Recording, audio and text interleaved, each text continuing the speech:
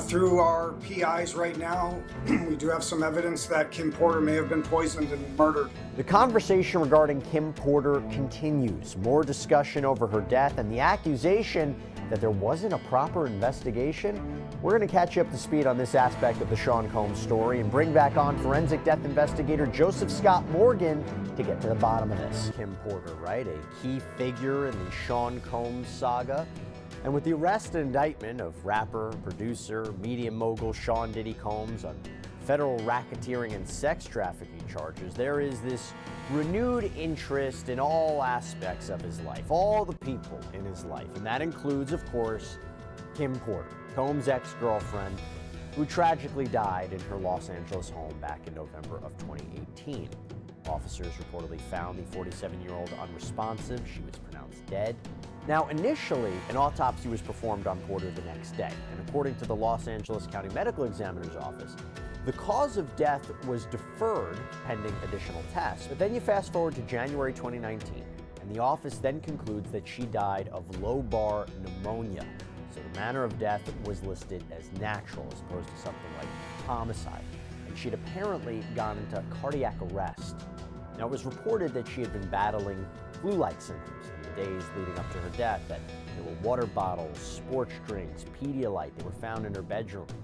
Days after her death, Sean Combs commented publicly about Porter's death, writing on Instagram, "For the last 3 days, I've been trying to wake up out of this nightmare, but I haven't. I don't know what I'm going to do without you, baby. I miss you so much. Today I'm going to pay tribute to you. I'm going to try and find the words to explain our unexplainable relationship. We were more than best friends. We were more than soulmates. We were some other S. And I miss you so much. Super black love." Combs would reportedly tell Essence magazine the following year, "One night I was checking on her and she was like, 'Puffy, take care of my babies.' She actually said that to me before she died." Now, he's talked about Porter a lot over the years. For example, in 2023, Combs claimed that Porter was the inspiration behind his Love album, Off the Grid. He even dedicated a song to her. Now, despite all of this, there have been rumors. There have been unsubstantiated rumors about Kim Porter's death, about what actually happened. And remember, this is a couple that first started dating in the 90s. They had an on-again, off-again relationship. They went through a custody battle over Christian, the son that they had together. They reconciled. They have twin daughters together, Delilah Starr, Jesse James. Combs reportedly cheated on Porter, though. They broke up in 2007, but by all accounts, Porter and Combs seemed to remain close, to be on good terms as parents until her death. By the way, a little side note, Porter was actually mentioned relatively recently in one of the sexual assault lawsuits that was filed against Sean Combs. This concerned April Lampros, and she claimed that one night in 1996, Combs had forced her and Porter to take ecstasy and have sex with each other as Combs watched and touched himself. And she said afterwards that Combs even invited her to Porter's birthday party. Now, Lampros would also allege that Porter got angry and was resentful of her and helped get her fired from the bar where Lampros was working. So it was really interesting to hear that. But like I said, there have been theories popping up, particularly on Reddit, about Porter's real cause of death, about whether or not she was killed. And one of those people who seems to believe that there is more to the story is Albie Shore. This is Porter's ex. His real name is Albert Joseph Brown. They shared a son together named Quincy. Well, after Combs' arrest on federal sex crimes charges, Brown posted on Instagram, "In a nutshell, Kimberly was allegedly taken from us because she was set on course to accomplish what Mrs. Cassie Ventura did by igniting the bonfire which brings us here today." Ventura, of course, is Combs' ex-girlfriend who filed that initial sexual assault, sex trafficking lawsuit against Sean Combs last year. It spiraled into multiple other lawsuits and arguably spiraled into these charges that he's now facing today.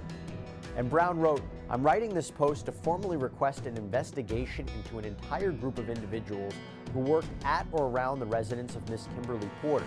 And he called her death a tragic murder. Now, interestingly, there are reports that Albie Shore has even taken more security measures after asking for an investigation. In fact, he was presented an award at the American Liver Foundation's National Legacy Gala in New York. And in his speech, he says, We even have Homeland Security in the building. Detective Jackson, good to see you.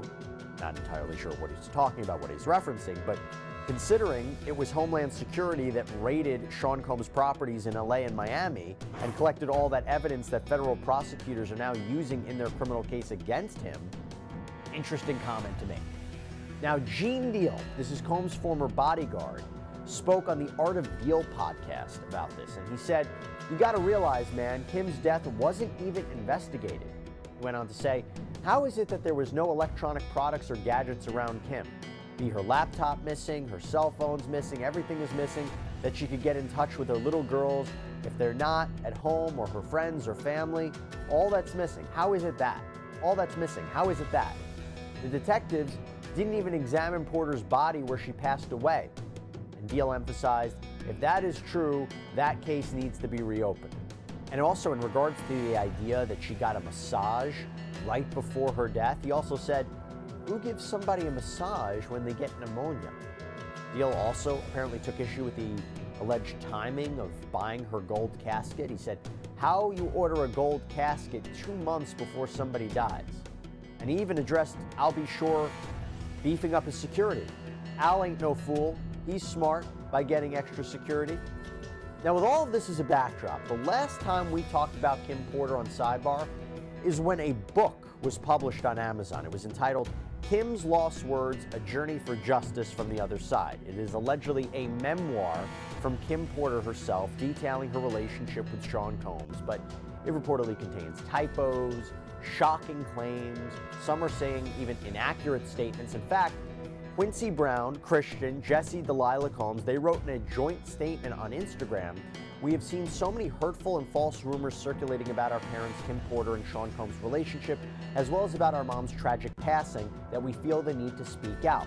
Claims that our mom wrote a book are simply untrue. She did not. And anyone claiming to have a manuscript is misrepresenting themselves." And by the way, even Combs authorized his attorney Erica Wolf to release a statement on his behalf regarding the new book, stating, "The Kim Porter memoir is fake. It is also offensive, a shameless attempt to profit from tragedy. Chris Todd has no respect for Miss Porter or her family, who deserve better. Unlike the fabrications in his sickening memoir, it is an established fact that Miss Porter died of natural causes. May she rest in peace." Now, Be Sure reportedly sent a cease and desist letter to Amazon as well. And Chris Todd, by the way, he's the author. And when we say memoir, we have to be clear here. There's no information verifying that Porter actually authored these writings or authorized a book to be written by her or anybody else at any point. And even the author really couldn't confirm whether these are actually Porter's words or not, but he seems to believe it's true, claiming that Porter created the information herself on a flash drive, which Todd says she gave to her friends prior to her death. Again, her family, loved ones deny this, but either way, interesting to think about. And I sat down with Chris Todd to talk about this, and this is some of what he had to say. Through our PIs right now, we do have some evidence that Kim Porter may have been poisoned and murdered. We need to listen to the people that are online, even these online sleuths, the bloggers. A lot of information comes out from this kind of community, and there's talk of toxins being in her system at first. It was called deferred at first, then it was changed. It's disturbing. It's dark, it's sad. This is an abused woman telling her story. When I first read the whole thing, I only had a couple pages at first. Now, as for the tapes, I've been told that I can have access to the tapes. What are the tapes? First start there. What tapes are you talking about? The big ones. You're talking about sex tapes. Yeah, but with very famous people. Okay, so talk to us about what you were told about the tapes. That if I pass the test, they trust me, I will be the one to do it. Who's they? The sources and the people around the community of Kim and Diddy. And I should tell you that after our interview, Amazon responded to all of this blowback by removing Chris Todd's book from its store. So with all of that in mind, let's revisit this, shall we? I want to bring in forensic death investigator from Jacksonville State University, Joseph Scott Morgan, host of the Body Bags podcast. I encourage everybody to check it out. Who doesn't want to hear the soothing voice of Joseph Scott Morgan for a prolonged period of time. And by the way, we're very lucky because Joseph told us that this is the first recording he is doing from his new studio. And gosh, Joseph, you look phenomenal. Well, thank you, Jesse. It's good to hear that from you. A person so stylish as yourself, and with the world's best hair, of course. Wow, that's very kind unlike of you. mine, that is graying and not thinning, but it's gray nonetheless. But It looks thanks good. for having me on. It's always a pleasure. Well, thank you. Thank you, buddy. I appreciate it. So listen, I'm happy to have you on. We had you on months ago talking about this. There have been these kind of interesting developments since we last spoke. First, if you could just tell us, again, let's set the stage. Do you have any reason to believe that Kim Porter did not die of lobar pneumonia, and whether Porter could have been poisoned in a way to mimic those symptoms? Wow, that's a very highly sophisticated premise. I think putting out that she could have been poisoned in some way, certainly something that would be undetectable. What I can tell you is that there was quite a bit of pathology with her autopsy. And, you know, you'd mentioned just a moment ago that she had died of lobar pneumonia. For folks that don't know, just a brief little primer here. Our lungs are comprised of lobes, okay? So hence lobar pneumonia. The right lung has 3 lobes. The left lung has 2, all right? The reason you have 2 is on the left is because the heart takes up the space. It kind of overlies the lung on that side. Now, her lungs, just so that I have the numbers right, to give you an idea of what we're dealing with here, her lungs were 850 grams for the left. That's the one with only 2 lobes. And then the right lung was 900 grams. Now, that might not mean much to most of the listening public, but I can tell you this.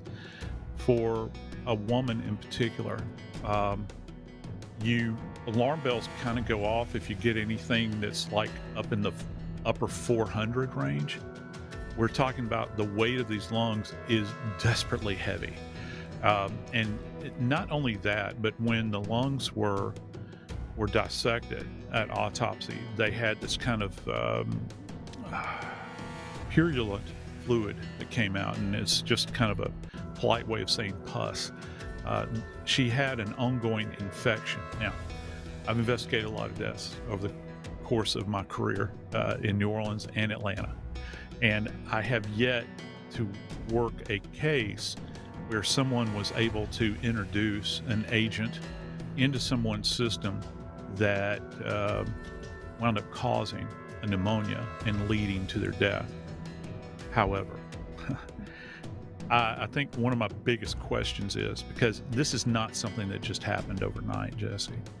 This is a prolonged event. You had a physician, a house call physician, and that's the way they're termed apparently, that was coming out to administer treatment to Miss Porter.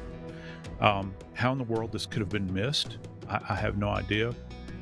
I have had people that are suffering from medical conditions that are in and of themselves lethal, if particularly pneumonia. Pneumonia is very dangerous, and left to go untreated. And when I say untreated, she was given like a Z-Pak, which is kind of a broad spectrum antibiotic, which a lot of people receive.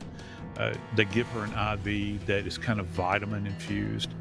Lots of fluid bottles, they said, trying to do electrolyte replacement. But once you get this kind of bacterial infection that's going on, and you get to the point where your lungs are this heavy and you're producing pus at this point in time, I think my big question is, was this neglect? Because, you know, this kind of passive thing that's going on, I don't see anything at this point in time that would indicate that she had some kind of trauma. And if somebody has an indication here, and I'm speaking to those individuals that are insinuating that she was in some way poisoned, my advice is get in contact with the authorities. Let them know this information if you are truly invested in the case relative to solving it. because you can say all kinds of things, but if you have hard scientific evidence that this occurred, then let us know. I also take exception to this idea that's being thrown out there, Jesse, that her death was not investigated. Now, you mentioned electronic devices, and that's all fine and good. But when you say her death was not investigated, what precisely is meant by that statement?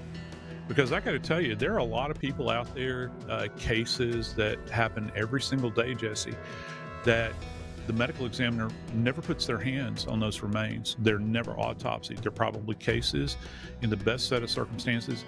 It'd be preferable to do an autopsy. She had an autopsy performed, a thorough autopsy.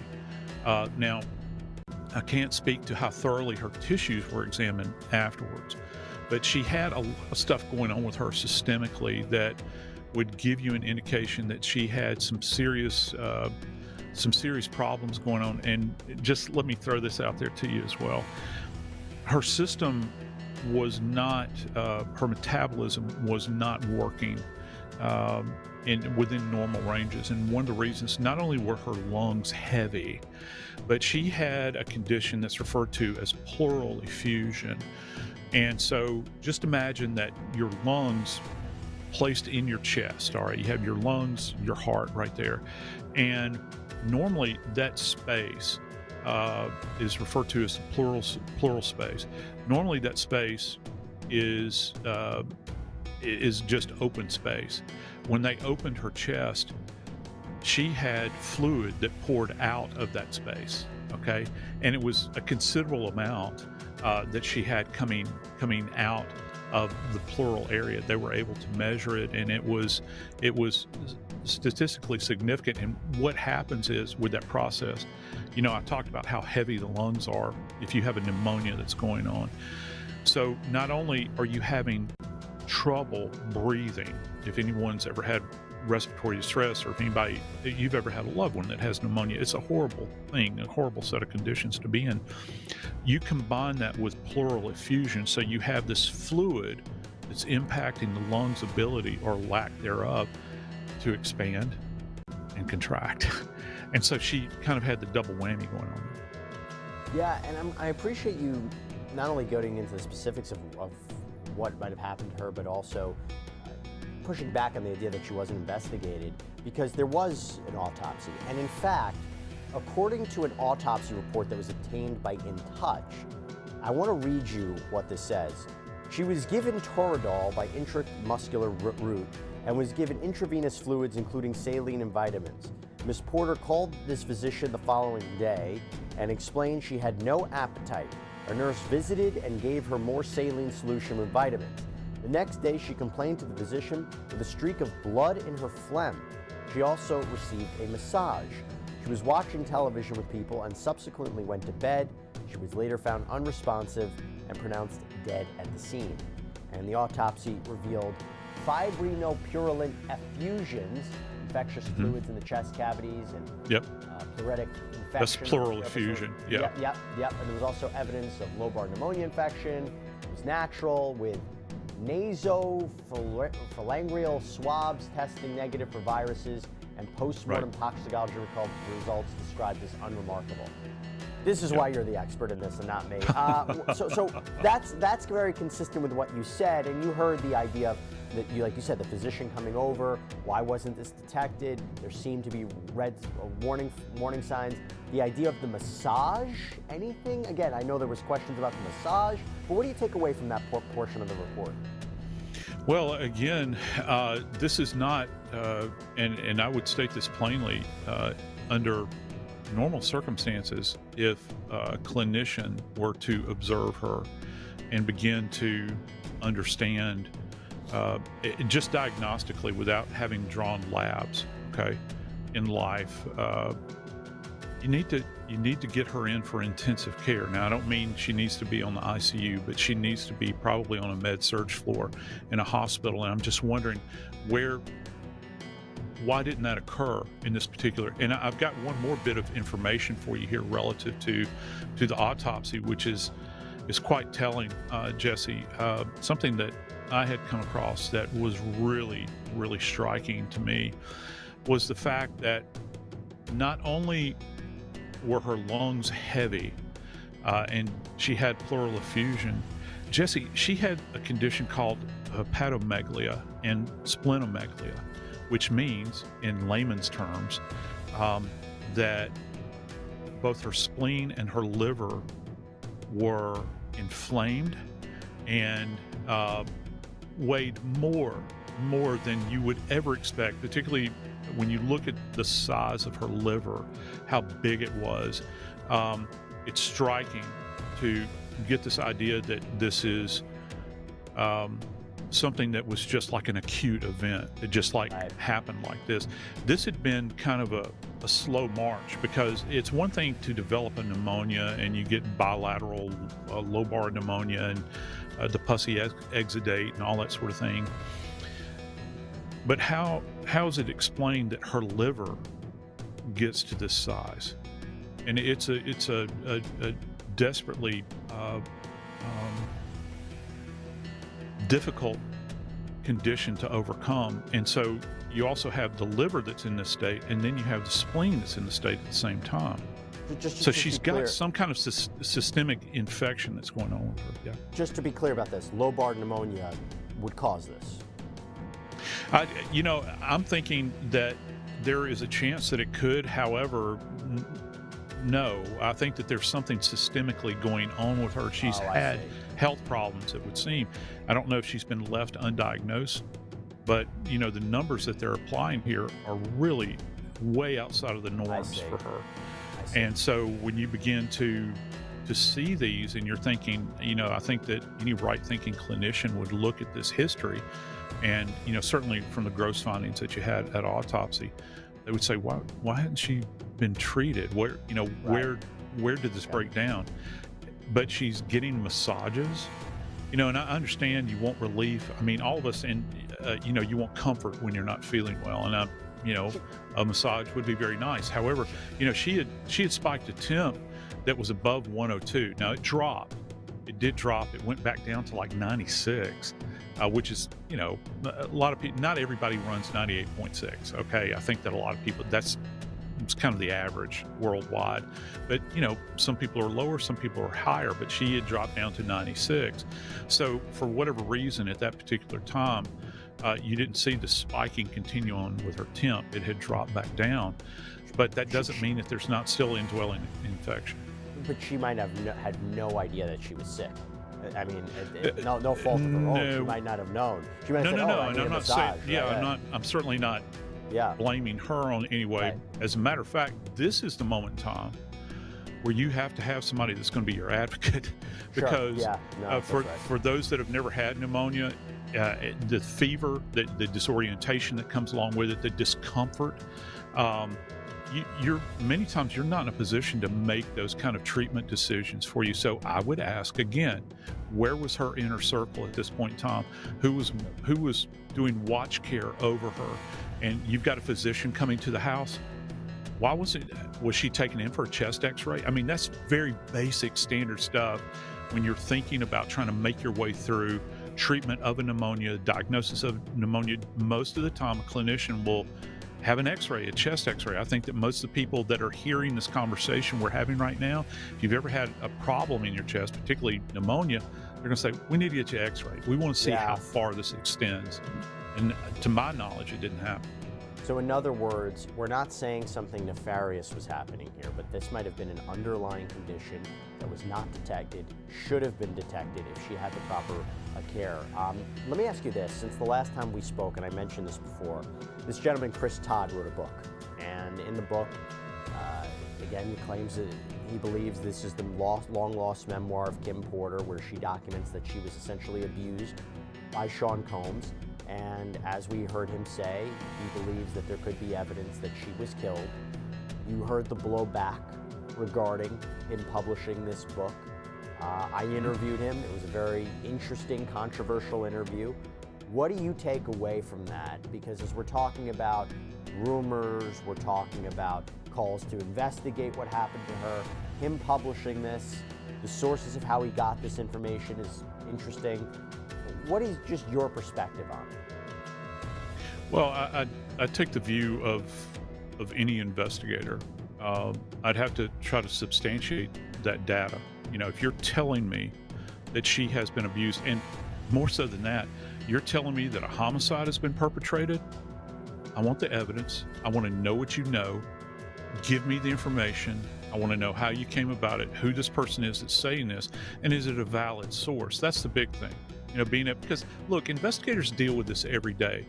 They deal in rumor and innuendo and all kinds of things, and it can come about in any number of ways. But how do you vet this data that's coming in? Because, you know, it's one thing to imply that maybe they've got a bad relationship, that there was abuse in the past. This is a huge leap when you begin to accuse an individual of committing a homicide here. Yeah. You're on a completely different plane at this point. If this individual has this kind of information, come forth with it. Let them know. Let the authorities know specifically who killed her. If you know that data, give that to them. The police will run down the leads. And, you know, in fairness to him, I guess the book wasn't detailing her death, because it was about her own memoirs, her own words, what she experienced. Before we go, Joseph, I want to ask you one final question real quickly. Yeah. What would it take to reopen an investigation into the death of Kim Porter? How would that even work? Well, that is not going to begin with the ME. It's going to begin relative to any kind of circumstantial evidence that the police can uncover, again, back to any kind of statement. Would there be a need, I think in my realm, in the medical legal realm, would there be a need to have her exhumed, for instance? Well, it seems as though that the LA County coroner / medical examiner did a relatively thorough job. They're going to have photographs that we don't have access to, photographs of her at autopsy, her body, making note of any kind of trauma. And keep in mind, Jesse, think about the volume of cases that LA County deals with on a daily basis. I don't know that most people, they're good at picking up on trauma. Yeah. This is what they do for a living. They would have x-rayed her at that particular time. I don't know how extensive the x-rays would have been. Drew tox, that came back negative. I think they did cultures as well. Only one of those, I think, came back positive. And so they did the normal standard routine here. If there's any evidence of trauma to her body, and I'm thinking the neck, you know, for instance, you know, if there's some kind of trauma to her neck or the back of her head, or they would have picked up on it at post. So it's now the ball would be in the court of law enforcement relative to reopening the case, and they would have to be presented with substantive data that would indicate that somebody had a hand in her death other than this being some kind of natural manifestation. Joseph Scott Morgan, so happy you came back on to talk about this, break it down in more depth. Again, you can check out Joseph on Body Bags. Maybe you're a student of his at Jacksonville State University. But Joseph, so good to see you. Thank you so much. Really, really appreciate it. A slew of bombshell lawsuits could soon reveal some A-list celebrity names connected to the infamous P. Diddy freak-offs. But before these suits are filed, some celebs are rushing to settle, all to keep their names private and out of the Diddy conversation. And with literally thousands of accusations against Diddy and more than 100 civil suits coming down the pipeline, how will these alleged offenders be able to keep up? And if these startling accusations are true, could they face charges? We'll break it all down with former federal prosecutor Gene Rossi. Now, it's been a busy month for 54-year-old Sean P. Diddy Combs, who spent the whole of October behind bars on federal charges of racketeering conspiracy, sex trafficking by force, fraud, or coercion, and transportation to engage in prostitution. This comes after more than a dozen civil suits were filed against Diddy, alleging he was a kingpin in a sex trafficking scheme that lasted decades. The civil suits and federal indictment all lay out a similar pattern. Diddy or his associates drugging victims, often sexually assaulting them, forcing them to have sex with prostitutes, and filming all of this. These scenarios were dubbed freak-offs by Diddy, and that term was listed in multiple civil suits and in the indictment. The feds say they have recordings of this too, and that's what led up to Diddy's arrest. So we know for sure Diddy is somehow featured in these recordings, but there are also rumblings that other high-profile names were caught on camera too. We got this info from Houston-based attorney Tony Busby. He's the lawyer behind more than 100 civil claims against Diddy that are expected to be filed over the coming weeks. This week alone, 7 civil suits were filed listing Diddy as the defendant. The allegations range from 1995 to 2021, with multiple accusations of rape, one of a minor. And according to BuzzBeat, more lawsuits are on the way, with some major celebrity names also attached. I talked to BuzzBeat just one day after he announced the suits and asked him about these celebrities. A lot of people are talking about names that could come up in these lawsuits. You referenced that some of these names are pretty high profile and could shock us. What can you tell me about those names? Are there a lot of people that could be implicated in future crimes? Is it possible that the things that will be listed in these future lawsuits could be prosecuted? What can you tell me? Well, I'm very careful to talk about whether someone did or did not commit a crime. You know, the civil system is very different than the criminal system. The criminal authorities are very particular about which claims that they pursue because the standard of proof is beyond a reasonable doubt. In the civil system, the standard of proof is more likely than not, or preponderance of the evidence. So it's a lot lower standard in the civil system. So, but to answer your question as far as crimes, I won't comment on that. But as far as whether there will be additional individuals, people that we all know joined in some of these suits, there's no doubt that will be the case. There's no doubt that some of these events and these assaults occurred at particular people's homes, some venues, some hotels, some clubs. We know that there were people in the room when some of these things occurred.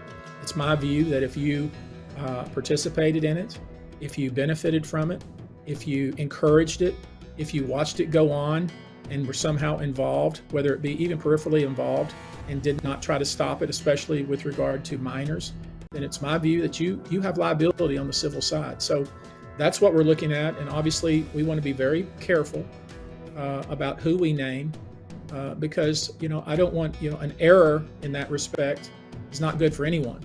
And I'm not going to be the person that starts naming names of potential people and smearing people for no reason, because the case is about credibility. So I have made sure that each of these people that we represent currently are people that I'm proud to represent and I believe in, and I believe in their case. But I want to make sure that we include every potential liable party when we file the case. These names that will be included, the ones that you are willing to include in these suits, why will they surprise us so much? Is it because they're beloved people in the Hollywood universe? I've gotten this question so many times, and I know, and you're doing your job, obviously, you want to know who they are, some kind of facts so you can kind of figure out who they are. I think I'll just leave it at this. I mean, it was a secret that everyone knew about what was going on with regard to these parties and some of the things that happened in these so-called after parties. There was a pattern in practice, custom of behavior that went on for many, many years. The MO of how it went down was pretty much the same for many, many years. It typically included, people identified and specifically invited to certain venues and parties. When they showed up, they were given a specific drink. They were made to drink it. If they didn't drink it, they would many times be kicked out of the party. And a lot of these folks would drink this drink that was provided to them and literally could not remember hardly anything that happened thereafter.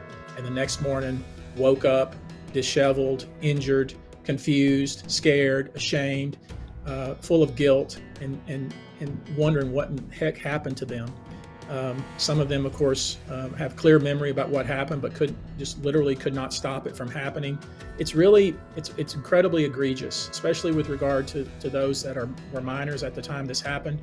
And it's my view that if you were around and you were there and you were watching this and in some way participating in this, you're complicit. It's one thing to, obviously, anybody that was directly participating in this, in my view, should be under the jail, but that's not my decision to make. That's the authorities. My job is to find and ferret out all the people involved, facilitated, benefited from, profited from, and make sure that they are parties in these cases as we file them. And there is a long list of people.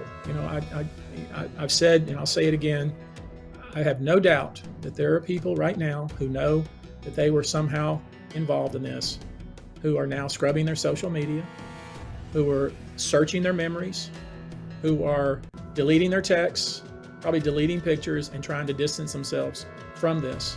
And we know who they are, or we will find out who they are. So, this is not something that's going to happen overnight, but I think we're at the tip of the iceberg here.